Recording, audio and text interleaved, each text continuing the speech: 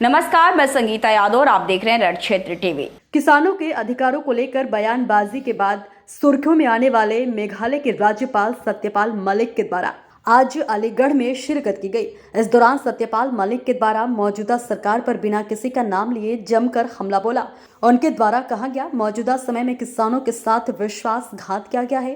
किसानों के द्वारा एक बड़े प्रदर्शन की तैयारी करनी चाहिए जिससे उन्हें उनका हक मिल सके।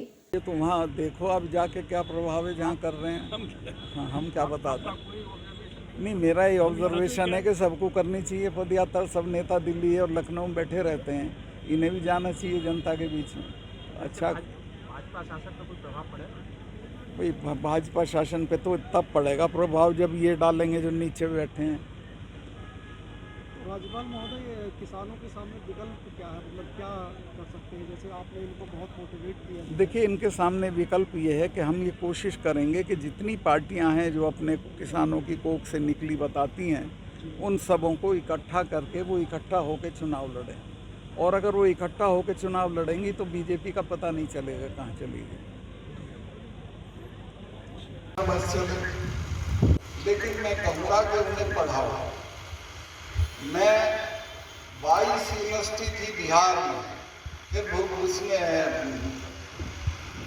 उड़ीसा में गवर्नर रहा, कश्मीर में रहा। सब जगह कन्वोकेशन में बुलाया जाता था और जब गोल्ड मेडल की तादाद आती थी तो 25 गोल्ड मेडल होते थे तो 20 लड़कियों के और 5 लड़कों के थे। यही अनुपात था करीब करीब। तो मैंने एक दिन लड़कों का, भाई साहब सुधर जाओ, तुम तो रोटी भी पोना नहीं जानते, तुम क्या करोगे? कुश्ती का मेडल भी इन्हीं पे है, कबड्डी का भी इन्हीं पे है, मुक्केबाजी का भी मेडल इन्हीं पे है और पढ़ाई का भी मेडल इन्हीं पे। तुम क्या करोगे? तो सही बात यह है कि आप अपनी लड़की से जो पूछते हो कहाँ गई थी, लड़के से भी पूछते शाम को कहाँ गया था और क्या क्या कराया, उससे भी पूछना शुरू करो और लड़कियों को पढ़ाओ, अच्छे से अच्छी जगह पढ़ाओ।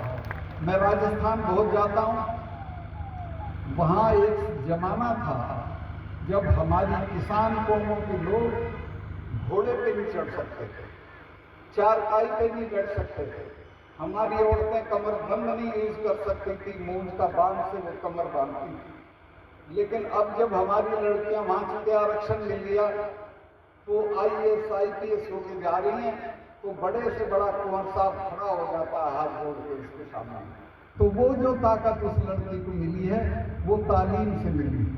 इनको आप बढ़िया से बढ़िया जगह पे पढ़ाइए और आगे बढ़ाइए। ये पढ़ेंगे, लड़के तो नहीं पढ़ेंगे, तो 15 साल का होते ही ठर्रा थाम लेते हैं, नशे में पड़ जाते हैं, और नहीं होगा मारकाट में पड़ जाएंगे।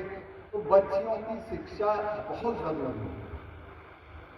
इसके अलावा जो कौमें शिक्षा को तवज्जो देंगी वही कौमें तरक्की करेंगी। एक घटना में सब जगह सुनाता हूँ, जब बड़ी लड़ाई हो गई थी जिसको वर्ल्ड वॉर सेकंड कहते हैं, तो इंग्लैंड में बजट पेश हो रहा था।